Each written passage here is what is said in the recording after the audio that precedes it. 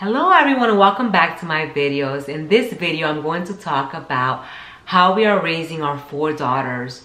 I have been a stay-at-home mom for close to 13 years now, and I've dedicated myself to homeschooling my kids, to raising my kids, and I want to share with you how we are raising our 4 daughters. We have a boy as well, but I want to focus on girls today. And we're living in a society now that we're almost like observing like this lost generation of kids that are growing up without basic skills, without logic, without critical thinking.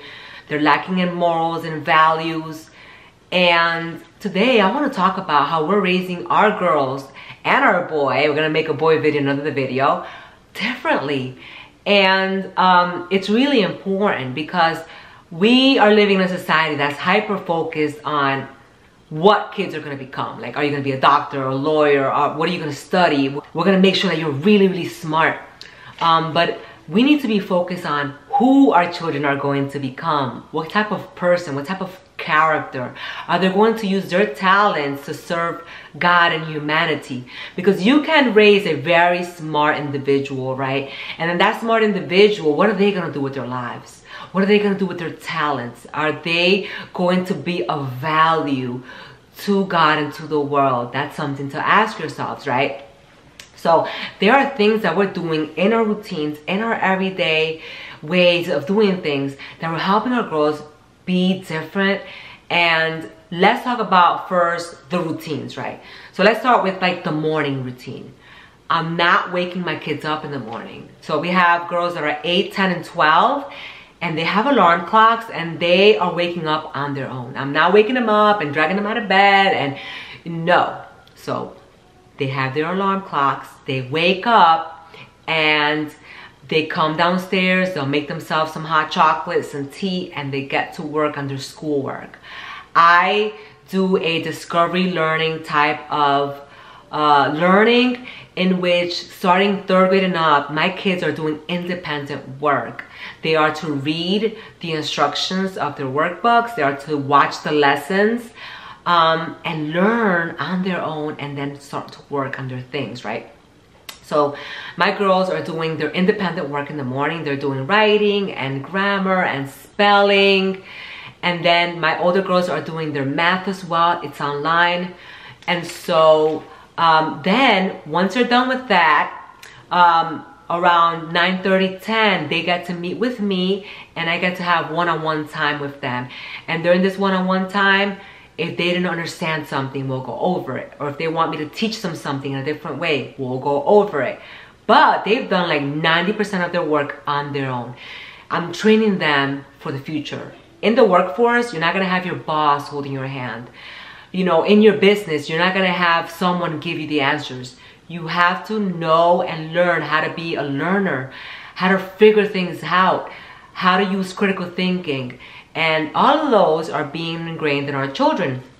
And so that is one thing that we do first thing in the morning. Another thing that we're doing, that before we have breakfast in the morning, they are to have their beds done and their rooms clean and clear. So the way that you have your things, the way that you have your room is a representation of who you are. And so we're training them to have their areas clean and clear. So their beds are made. And it's really important to train kids to be orderly. And you know, there's gonna be days where maybe you're sick or maybe you just wanna have a lazy day. You may not do your bed. But on a daily basis, our kids are doing their beds. And I like to joke that one of my girls, as she's getting up, she's already doing her bed, because it's been an ingrained habit for such a long time now. And so they do their school, their beds are done, and even if their clothes are not perfectly organized, I have a hamper in their rooms and I don't want anything on the floor. So the clothes is going to be inside the hamper and their beds are going to be made. So at any given time, if I go in their rooms, I want to see their beds made and nothing on the floor. And that's really important to train kids to do that, because when you train them to be this way, they're going to continue that in their lives when they live on their own and when they live with their families. So let's talk about chores now.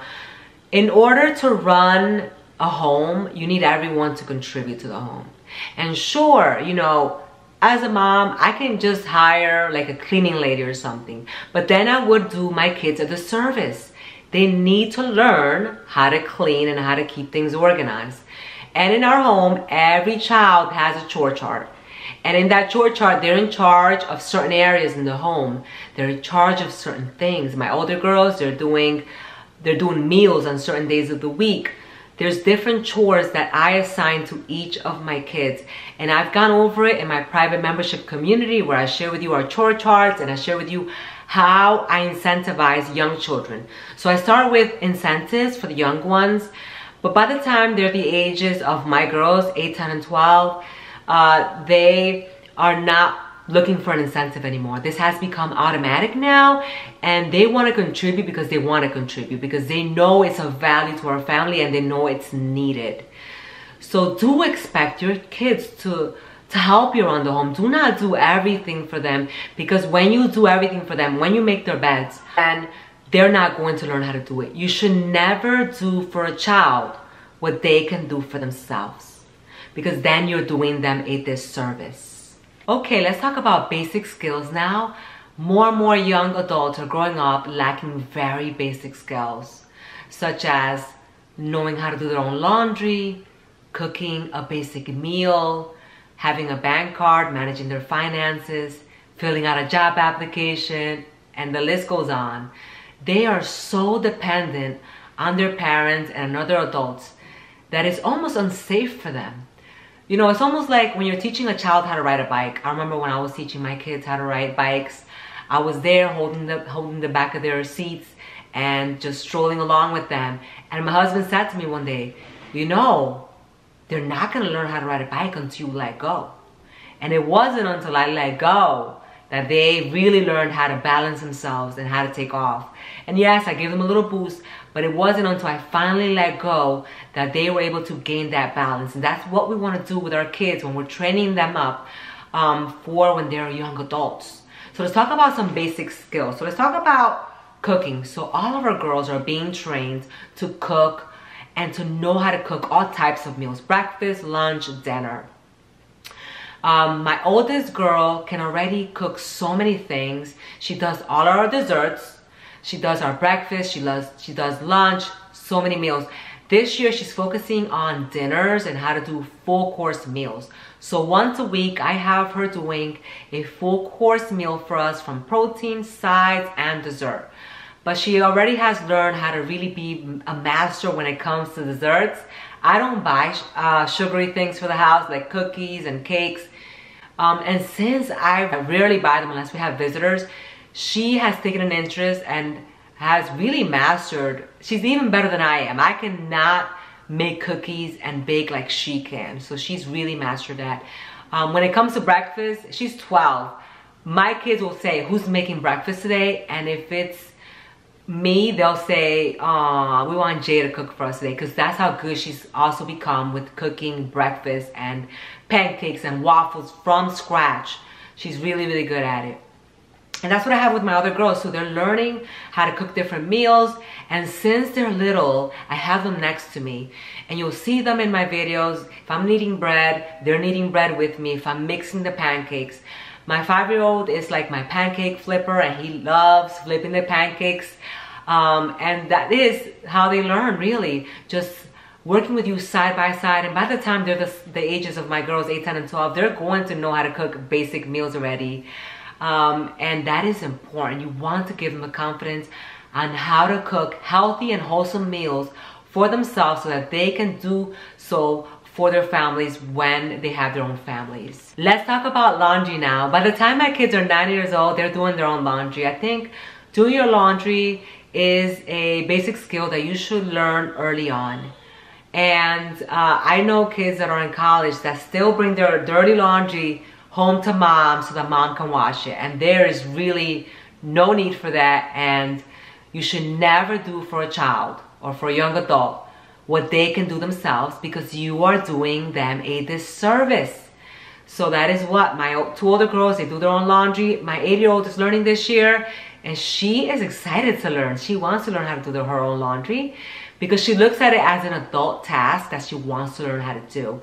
And her goal is to learn how to do her own laundry this year and do her younger sister's laundry that she shares rooms with, her almost 4-year-old sister. So have your kids learn how to do their own laundry, how to take care of their clothes, how to put their clothes away. It will serve them in the future. Talk about sewing. All of my girls are learning how to sew. We have done so many projects over the years. Every week I had a project for them to do.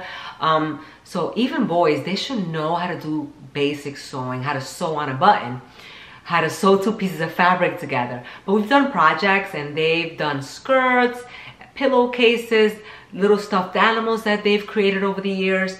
Learning how to sew basic things so that, you know, when you get older and you have a family, or for your own self, you have a shirt that's ripped, a button that's fallen, you don't have to throw your clothing away or depend on someone else to fix it for you. It's just a basic skill that I think everyone should know. Let's talk about interpersonal skills now. It's important for kids to develop their interpersonal and social skills so that they can be confident to talk to adults. So one way that we practice this is we have like a little microphone at home, and we'll do different things that we have them say up there. We'll give them impromptus, speeches, poems, different things, and we'll have them develop their confidence speaking. Another thing that we do is when we go to doctor's appointments, they're checking themselves in, the older girls, and they're saying, I have an appointment, my name is so-and-so. They'll check themselves in. If there's anything to fill out, what I'm having them is start to fill out their own forms now. We have kids that, you know, you have young adults that cannot do a job application, that cannot do a college application, but it starts young. When the doctor's talking to them, you know, it's their bodies. Let them answer to the doctor. Let them have confidence talking to authority, talking to different adults. It will help them in the future. And even when we go to the grocery stores, what I'm having my older girl do is I'll have her run in and get something and have her pay on her own and have her go in there with cash sometimes, or go in there with my card sometimes. Learn how to get change back, learn how to use a debit card, because these are skills again that you're training your kids, and they're gaining confidence on what they're going to be doing in the future. So let's talk about restaurants now. Something that you can do for your older kids is to have them start ordering their own meals from the menu. Looking at the menu and having the confidence to talk to the waiter or the waitress. And also calculating tips. That's something that we started doing for our older girl too. When we get the check, we'll have her calculate the 15%. First, we'll have her do the 10%, then the 5%. That way she's learning how to do it with her own mind. There's some adults that cannot calculate their own tips and they have to pull out their phones and do it, use a calculator. These are all basic skills, and those are skills that are going to help enhance your mind as well. Let's talk about directions. A lot of you all know that I don't have a smartphone, I have a flip phone, and I do it to challenge myself, to challenge my mind, and also for time management. I love driving locally, like if I'm going somewhere locally, and memorizing directions. So a lot of times I'll challenge the kids too. I'll say, okay, we're gonna drive here. Let's see if you can remember how to get back. The other day, we were driving back from somewhere and I dropped my 2 older girls a little bit far away from home, and I had them walk home. Of course, I was nearby, driving by, making sure that they're safe and all, but you want to challenge your kids. You want to challenge their minds. You want them to know where they live. You want them to know what happens if they get lost. You want to ask them questions about scenarios. What would you do if this happened? And you want to put them in situations where there is a little stress and there is a little bit of critical thinking involved for them. Okay, so let's talk about work. I'm going to encourage my girls to work, do some type of work in their teen years. I think it's going to be very valuable to them. I started working when I was 14 years old, and I worked all through high school and all through college.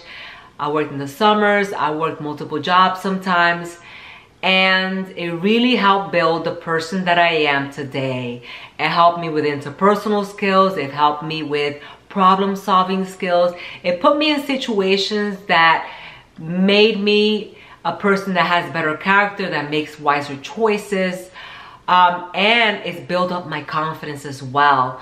Being in different situations with different people, it really helps you gain that experience before you go into your career. So I'm definitely going to encourage my girls to get some type of work.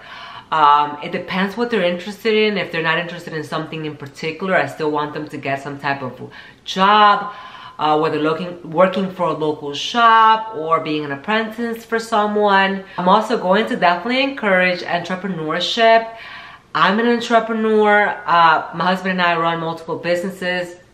I write books, and I really know the freedom in working for yourself. So I'm definitely going to encourage the girls to start some type of business, which they have already started a business.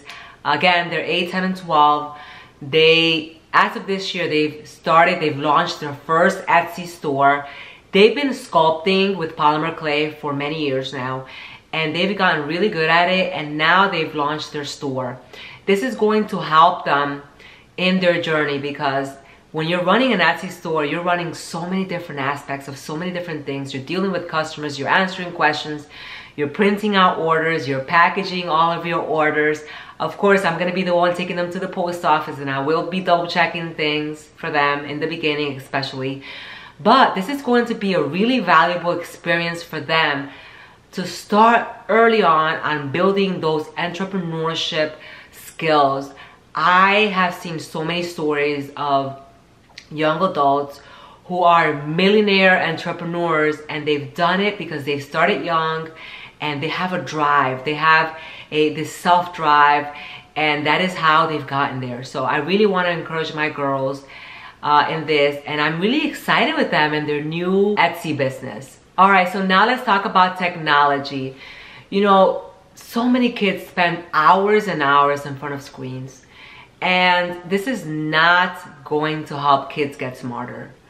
They're either on screens or they're playing video games. That's not something that I allow in my home. I don't allow video games. I'm not gonna let my boy play video games, because I want them to use their mind and to not be in a passive state. I want them to have real life achievements, not an achievement with a video game. And they can also be very addicting as well. So I'm definitely not keep video games out of my home. And the way that I manage technology is that we do what we call screen free till the weekend. And we've been doing that for many, many years since my kids were small. And we don't let them watch cartoons or movies during the week. During the week, they can use the screen if it's something educational. For example, if it's I need to show them a video for something that we're learning in school, or they need to hear a song for something that we're learning, or maybe my older girls need to see a tutorial of a particular skill for sculpting or for a particular skill for art. So it's used for educational and instructional purposes only. In the weekend though, as to not to take everything away, they can watch cartoons if they want. They can watch movies. We are big movie watchers. Friday nights is our movie nights, and we watch movies. But we're usually out and about on the weekends, so there isn't a whole lot of time. There isn't a whole lot of hours that they're spending on screens on the weekends. My older girls really are not into cartoons anymore. They will watch movies with us. They really love movies. They're into certain shows that they watch as well with us as a family. And my little kids will watch some cartoons that they love watching, but we keep it to the weekend as to moderate it. I really think that technology has an effect on the way that children think. They adapt so many things from cartoons, from bad attitudes to mannerisms to just the way that they view the world. They adapt this view of viewing the world, and I didn't want that for my kids. I wanted them to grow up as free thinkers. I wanted them to, and it's not that, you know, all cartoons are bad. That's not what it is. It's that what they're not doing because they're in front of that screen. They're not running, they're not playing, they're not talking, they are passive. They're not thinking, they're passive. When they're playing video games, again, as well, there are educational video games, but they are addictive, and their accomplishments are virtual accomplishments. I want my boys, especially, that they are driven by testosterone, to be out there working, doing things with their hands, and doing real work that are going to build real men. And we're gonna maybe talk about that in another video on how I'm gonna be raising my boy. But it's really important that you pay attention on how you're raising your kids. Let's talk about college now. I'm going to encourage all of my kids to get a bachelor's degree. Starting in the 10th grade, we're going to be doing dual enrollment. So here where I live, kids can start in the 10th grade and they can do dual enrollment and they can earn their associate's degree by the time they finish high school. So that's one of the things that we're going to be doing. So by the time they're done with high school, they're going to have an associate's degree. Then I'm going to encourage for them to get their bachelor's degree. It's something that they can fall upon, even if they're entrepreneurs, even if they're homemakers, even if whatever it is, it's something that they can fall back upon. And if I have a child that wants to take it far with academics, and they want to get a master's, they want to get a doctorate's degree, that's fine as well. What I am going to teach my girls is that you can, you know, take it far with academics, you can take it far with your careers, but when you choose to have children, it is your job to raise them. That is how I'm teaching my girls, the way that I did it, the way that I'm raising them. So I'm teaching them that, you know, you can choose to be a nurse, you can choose to be a doctor, you can choose to be whatever it is that you want. But once you decide to have children, it is your job to raise them, not anyone else, not a nanny, not a daycare, not their grandma. It's you. You are their mother, and it is your job to raise your baby. So think about it. Think about if you really want to do that. Because when you have your own children, I believe it is their responsibility to raise your children. And that doesn't mean that that's it, you know, that's it. I'm just gonna bring up my kids and I won't do anything else with my life. That's not how it is, because that's not what I do. I'm still an entrepreneur, and that's why I'm teaching my girls to be entrepreneurs, because even when they have their own families, they can continue being an entrepreneur, making money, having skills that is going to provide for their family and for the world as well. So it's really important to teach kids the value of being an entrepreneur. Let's talk about God now. I'm raising my kids in the faith. When we talk about morals, when we talk about virtues, all goodness comes from God. So I'm raising my children, teaching them about God, teaching them about faith, teaching them about values and morals. I bring them to church on Sundays, but that's not just enough, just to bring your kids to church on Sunday. We have a midweek program that we go to where they meet with their peers. I meet with my peers, and it's just a great fellowship, and we're learning to study the Bible. We're studying different books of the Bible. Also, here at home, my girls do Bible journaling. They have devotionals that they read as well. And it's something that they just started doing on their own by watching me. So I have a journaling Bible, and they would see me drawing on my Bible, highlighting, scripture writing, and they just started doing it on their own. I got them some Bibles for Christmas a few years ago, some of the Bible journaling Bibles, and they have the margins there, and they just started using it right on their bedside. They have their little Bibles, they have their devotionals, and they're like mini-me's. And that is what I want to tell you all, that your kids are going to do what you do. So it is very important that you know the example that you're setting for your daughters. I see my girls do almost everything that I do, even do their hair the way I do it. They work out. Now I see my older girl, she's 12, and she's already going into the garage in the morning and working out like I am. Even if it's just for 5 or 10 minutes, I see her doing it. I didn't ask her to. She wants to do it. She sees the example. Examples are powerful for children. Be a good example to your daughters. And it's really important to teach your children about God, about faith, about morality, about virtue. Every morning, we start our mornings with what I call morning menus.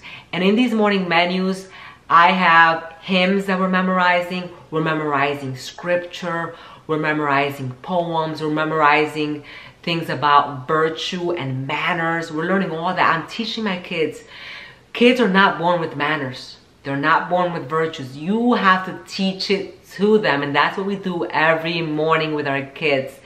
First scripture, there's 3 scriptures that we have our kids memorize and that we memorize as a family, and that is the Lord's Prayer, Psalm 23, and Psalm 91. For Psalm 91, this is our second year memorizing it, and we memorized it. The older girls are doing great. The little ones are still memorizing it. But that's how long it takes sometimes to memorize something as a family. But it is such a beautiful heritage that your kids will have memorized, even if it's just one psalm, even if it's just one verse, that they can go ahead and pass it on to their kids as well.